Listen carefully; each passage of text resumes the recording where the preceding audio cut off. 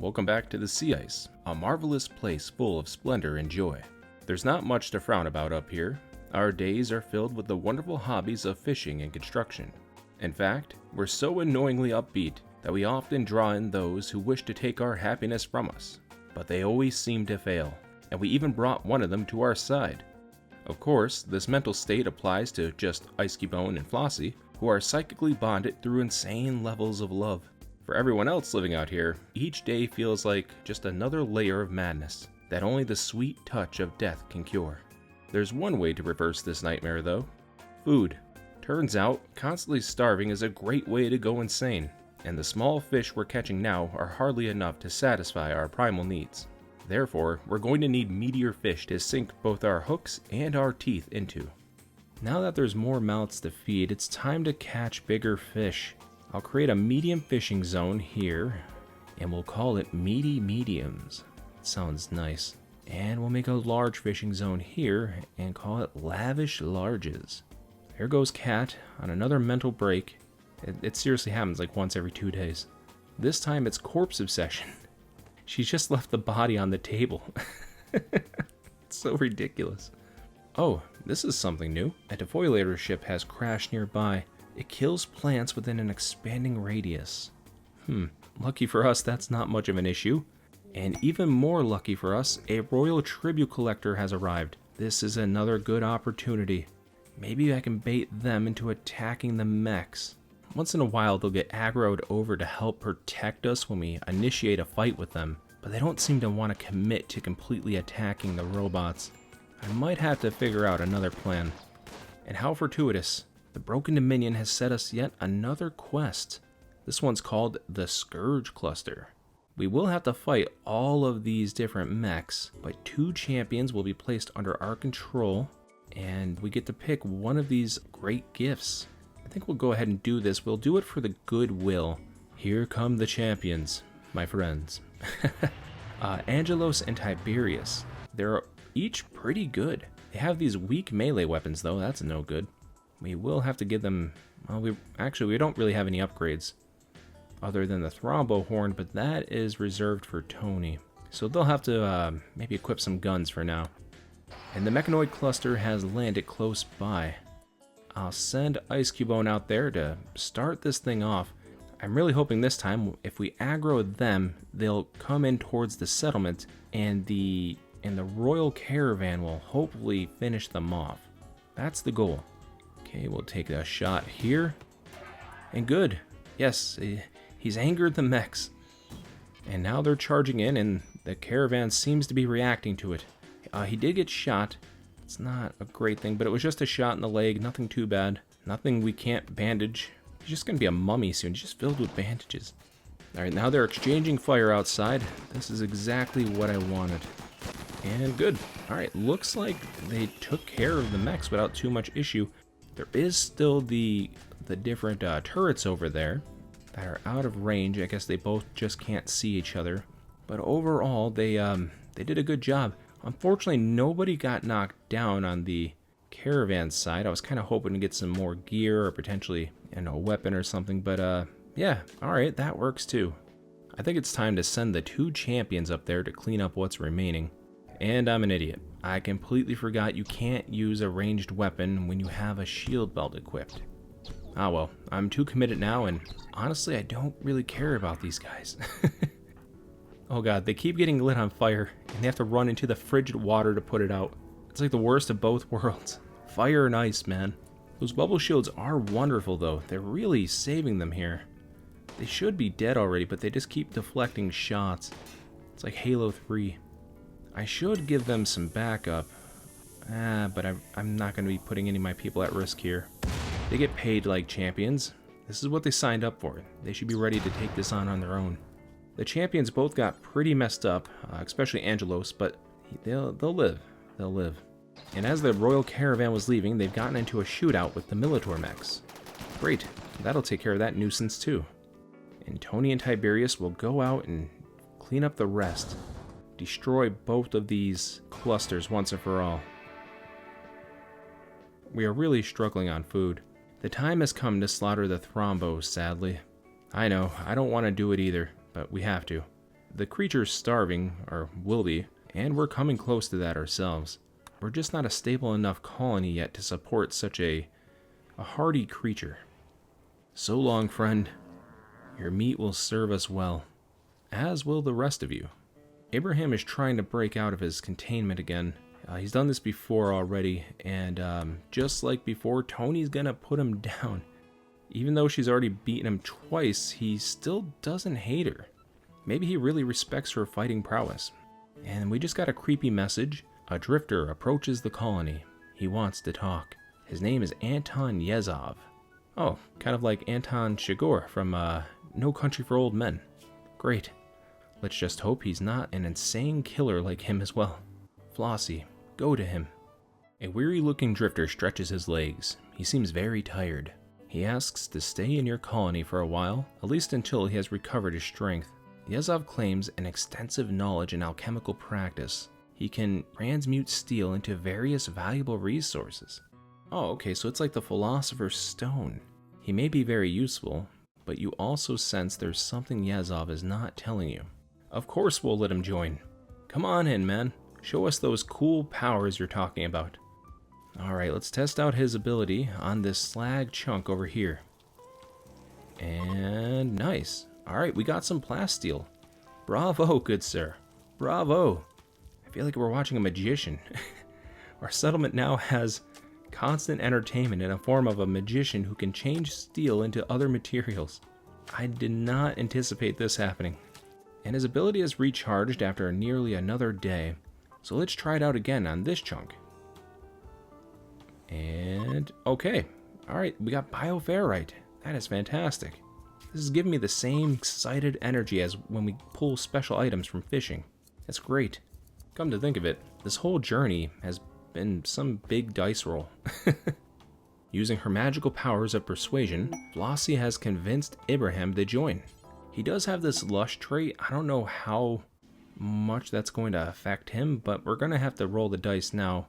We need another fighter. That's really what we're looking for here. We have pretty much all the basics covered as far as skill sets go, but we really need another fighter to help get our team over these pretty bad raids. He's younger too, so maybe he'll be a good friend to Cat. And like everyone else, he gets right to work fishing. We all fish around here. Him and Icecubone are standing around the edge of the pond talking about computer games. I feel like many a fisherman have been there. And it's time for Yezov to pull off his party trick again. And this time we're gonna get twisted flesh. Huh. Was not expecting that. Alright, that's a bit disconcerting. We're gonna need to keep a closer eye on him than I thought, just in case he starts doing some more weird stuff. The gods do not deduct a man's allotted time on Earth, the time they spend fishing. If that's true, then our group has banked up a lot of extra hours in life. We mostly catch fish nowadays, but once in a while we still catch something outlandish, like shoes or human leather. We're under attack once again, but this time there's a longer message. They're going to be using clever tactics, and Flossie's sister Selma is part of their group. Well, that's an interesting dynamic. It says they'll still attack each other because of their loyalty to the factions, but maybe we can capture her if she's any good. Ray Wolfen is really good, and more importantly, he's a fisherman. We almost need to make that a priority to capture this guy. Unfortunately, Yezov is going through a mental break. I don't know if it's from him transmuting things or just from the horrible life that is the iceberg, but he's not doing good. So we're going to need to navigate this battle carefully since we're a man down. Cat will go out and fire off some far shots. Maybe we can injure one or two of them. Oh, there's another raider sneaking in from the east. I did not see that before. Cat could actually be in some danger here, so let's get her to retreat to the courtyard. Oh, and she just got hit by a really unlucky shot. Or I guess lucky for whoever shot it. And we have this raider right here, looking to come inside. Maybe we should let them in. And Yezov is just going to open the door. Thankfully he didn't let any of the raiders in, but he is down now. Yezov is injured pretty badly, it looks like. And Abraham's going to distract them and run from those grenades. Oh no, they're stealing Yezov away. One of them has just scooped him up and is running. I don't really think there's a way we can go and get him. No, we just don't have the firepower to really push through these guys in a fast enough way. we're going to have to wait it out in the courtyard. All right, they are moving through the traps a little bit, which is good. Tony just got shot up a bit. Abraham has just went into a psychotic state. His final straw was alcohol withdrawal. All right, I think this lush trait is going to be a bigger problem than I originally thought. All right, Icecubone's going to go bail him out. And Tony's going to have to go out here and get rid of this guy. Or drag them in. That works too. Let's have her execute David if possible. Alright, there goes Ray Wolfen. We're going to try to catch him. Come back here, Ray. Alright, so this is our chance. We might be able to knock Ray Wolfen down. I really hope we can get him without killing him. And he's dead. Alright. Oh well. Can't have everything, I guess. Instead, we're stuck with miserable Abraham. But hey, they did take Yezov, and he was kind of becoming a bit scary with all of his mental psychotic breaks and making of twisted flesh, so maybe that was a win for us overall. I mean, I know we got pretty banged up, but I think with Yezov being gone, it might be better in the long run. Who knows what would have happened to that man if he stayed. And Tony's now going through a corpse obsession. Really, the three of them, Abraham, Tony, and Kat, are all just a bunch of head cases. They're constantly having mental breaks and just bumming everyone else out. I don't know if it's just everyone being mentally weak, or if Icecubone and Flossie's psychic bond keeps them in such a good mood all the time. Perhaps it's a combination of both, now I think about it. Things are beginning to get really bleak for Kat. She has a major infection, which we've been doing the best we can with, but she's also fallen catatonic. That's kind of funny. Cat and catatonic. And a group of shamblers that look like they just came in from The Walking Dead are now arriving from the west. Now, even though Kat is catatonic still, she just gained a really cool event. It says the time Kat spent fighting the deadly illness was enough time for a self-reflection, as she has developed the brawler trait. Kat likes to fight up close and personal. Her accuracy is greatly increased in melee combat, but she'll be very unhappy if asked to carry a ranged weapon. Well, that's both good and bad, because now that gives us 3 melee fighters, but now we lose one of our ranged fighters. But I think this calls for a special adjustment. We're going to go ahead and take away Kat's passion for shooting, and just reallocate that in melee, because if she wants to become a brawler and she's had a sudden change of heart for that, then I think it's only fitting for the story. And as soon as Abraham had woken up, he had immediately fallen back into another alcohol withdrawal fueled mental break. So I think at this point there's only one thing we can really do with him, and that is to take him out of his misery. It was worth an experiment, but apparently the lush trait is just way too much for us to overcome at this point. And there he goes. Abraham is no more. And now with Abraham gone, we only have 2 head cases left.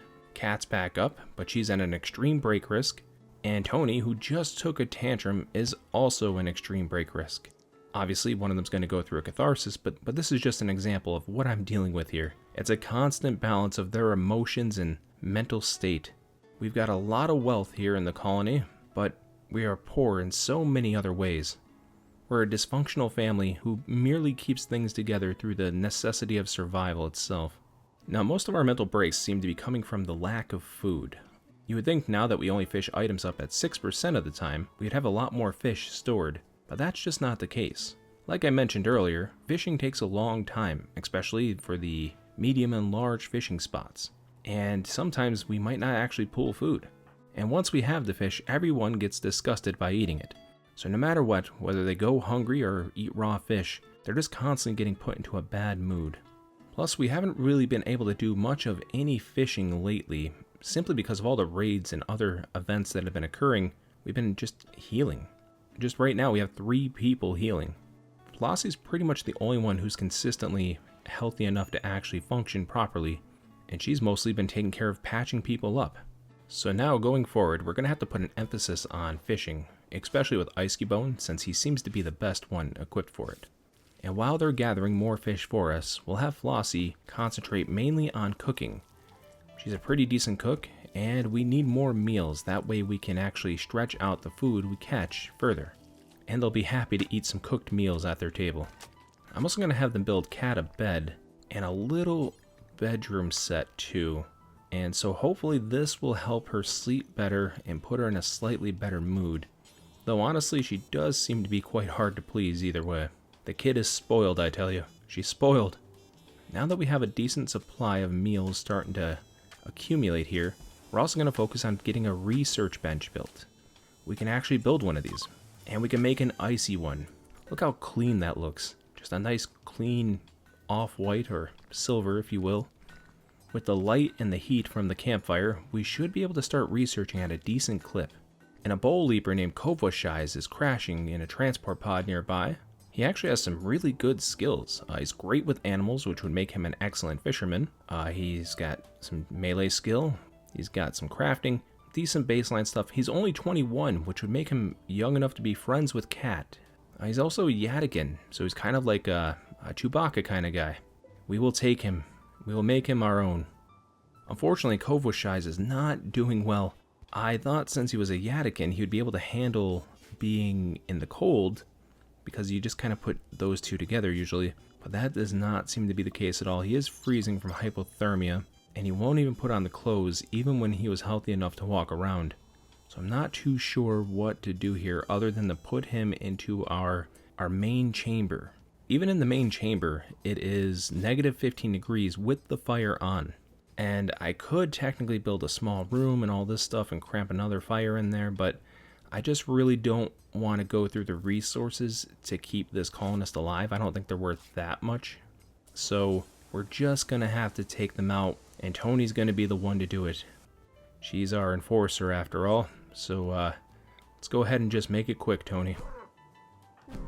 And as poetic as it is, Tony finished off the prisoner just as the campfire light has gone out. That's some dark symbolism. So it's been about a week, and nothing else has really happened. There was a mech attack back on December the 8th, and they broke down 2 of our walls, but we were able to handle them pretty easily. And a migration of Muffalo came through, and luckily we were able to get all 3 of them. But other than that, it's been pretty uneventful. Our plan of grinding fishing has really paid off. It's the 4th of April, May, and we have a ton of fish now. Plenty of food. This will last us for a good while. And now we can focus mainly on researching electricity. Sure, our current predicament might be dark and cold, but we're building together, working even with people that we don't necessarily like, towards a brighter future, both literally and metaphorically. And it's that hope that drives us every day to push just a little bit further, to hold out just a little bit longer in the cold, dark rooms that we dwell within. And I hope you're not holding out in a cold, dark room, but if you are, I want to thank you for coming along this journey. We've made it a long way, but now things are starting to get a bit more interesting. For now, I'm Lore Harbor, and I'll see you on the next video.